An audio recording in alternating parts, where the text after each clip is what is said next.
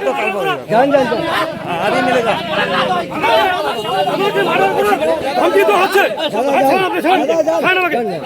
उत्तर दिनाजपुर जिले के चोपड़ा के हपटियागाछ ग्राम पंचायत में प्यारेलाल चाय बागान में कच्ची चाय की पत्तियां तोड़ने और जमीन के मालिकाना हक के मुद्दे पर व्यापक तनाव उत्पन्न हो गया। घटना में हाथापाई और मारपीट के आरोप लगे हैं। पूरे इलाके में सनसनी का माहौल है। स्थानीय सूत्रों के मुताबिक शुक्रवार कई स्थानीय निवासी प्यारेलाल चाय बागान में कच्ची पत्तियां तोड़ने गई थी। आरोप है कि जब भाजपा नेता शंकर अधिकारी अपने समर्थकों के साथ वहां पहुंचे तो बहसबाजी शुरू हो गया। बहस हाथापाई में बदल गई। स्थानीय निवासी शाहिद आलम का दावा है कि उन्होंने करीब 4.5 साल पहले बागान के डायरेक्टरों से कानूनी तौर पर जमीन खरीदी थी और उसकी देखभाल कर रहे थे। उन्होंने आरोप लगाया कि शंकर अधिकारी और उनका गैंग अचानक आया और बिना कुछ कहे हम पर हमला कर दिया। मुझे डंडों से बुरी तरह पीटा गया और चेहरे पर थप्पड़ मारी गई। उन्होंने कहा कि वो पुलिस स्टेशन में लिखित शिकायत दर्ज कराएंगे। मारपीट के सभी आरोपों को खारिज करते हुए भाजपा नेता शंकर अधिकारी ने पलटवार करते हुए दावा किया कि तृणमूल हरमद वाहिनी और भूमाफिया ने उन पर हमला करने की कोशिश की थी।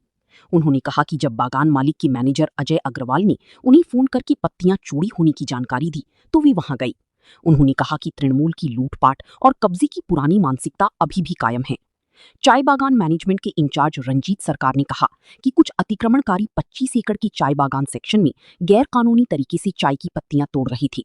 बागान के असली मालिक अजय अग्रवाल हैं। कुछ साल पहले बागान पर जबरन कब्जा कर लिया गया था, जिस पर उन्होंने हाल ही में फिर से कब्जा पाए हैं। उनकी वर्कर्स पर हमले को लेकर थाने में लिखित शिकायत दर्ज कराने की प्रक्रिया शुरू हो चुकी है। सूचना मिलने पर चोपड़ा थाने की पुलिस मौके पर पहुंची और हालात को काबू में किया। মোটামুটি 9:30-10টার দিকে এখানে আমাদের বাগান আছে, বাগানে আসছে। আমার সাথে আরও 3-4 জন ছিল। তো এখানে আমরা বাগানে বসে গল্প করছি। এর মধ্যে আমি আবার বাগান আসার কারণ আছে যে সকালে একটু আগে আর কি এই যে শিবির কলোনি শঙ্করের ভাই না দাদা জানি না, যাকে আমরা ইসমাইল বলে চিনি, ও আসছিল। আরও 2-3টা রাজবংশী চ্যাংরা আসছিল আর কি। ওরা আসে দেখে চলে গেল। তারপর ঘুষপিটা থেকে আনসার ভাই, উনি আমি জানি বিজেপির নেতা, ও আসলো। বাগান সম্বন্ধে একটু আমাদের সাথে গল্প করছে যে তোমাদের বাগানটাতে অনেক ঝামেলা, বিজেপির যে বিলে শঙ্কর ফোন বারবার করে খবর নিচ্ছে। তো ওইগুলো গল্প করে আমরা বেরিয়ে যাব। এর মধ্যে ওর মোবাইলে ফোন আসলো, শঙ্কর বলে আসছে।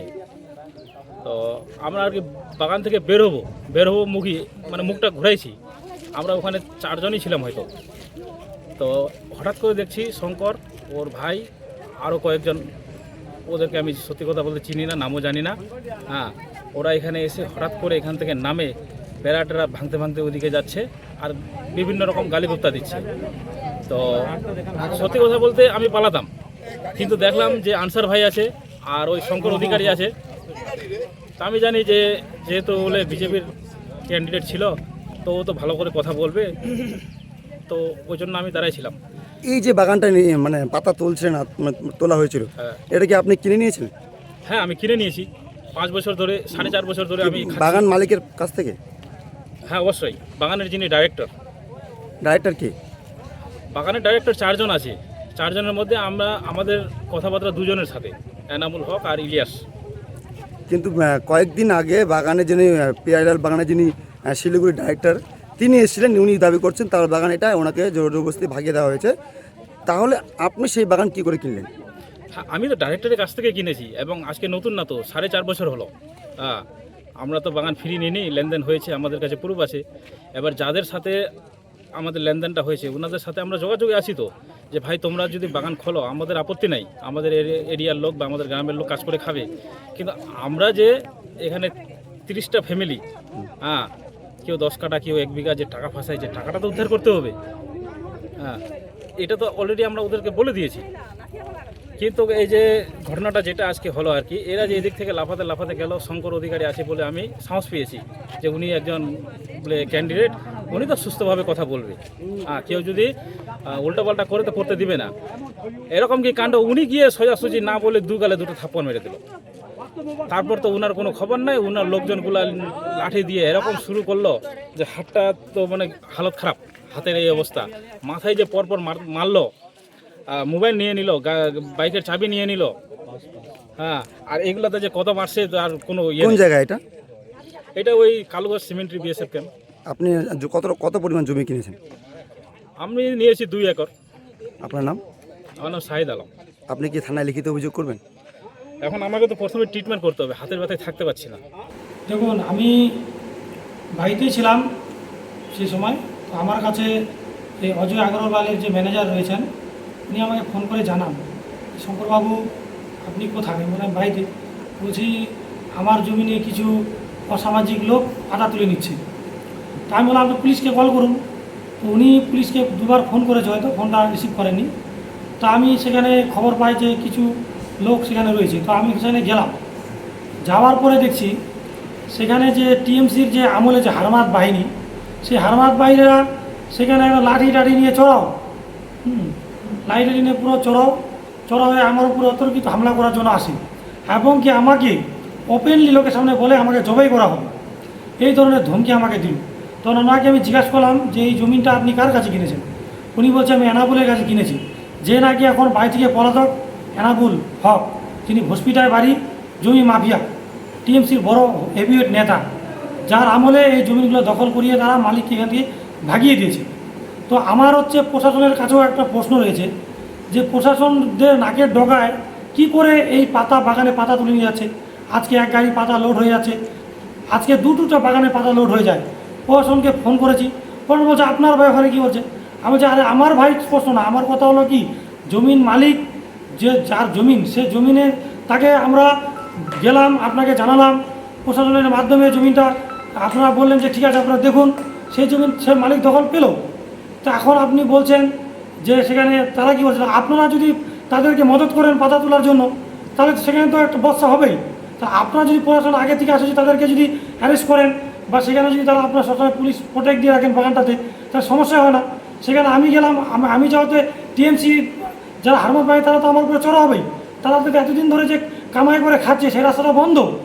আজকে তাদের তো চোপড়া বলে কি আমি তো ওদের একটা মানে হয়ে দাঁড়াইছি না, চোখের কাঁটা হয়ে দাঁড়াইছি, বিষ হয়ে দাঁড়িয়েছি, তারা তো আমার উপর হামলা করবে। আজকে পুলিশ প্রশাসনের সামনে আমাকে বলছে জবাই করে দেওয়া হবে। না, তাদের অভিযোগ আপনি নাকি তাদের উপরে কি চড়াও হন এবং মারধর করেন? দেখুন, আমি মারধর, এটা তো আপনি বুঝতে পারেন যে আমি মারধর কীভাবে করি, আজ অব্দি বলুন কাউকে মারধর করেছি।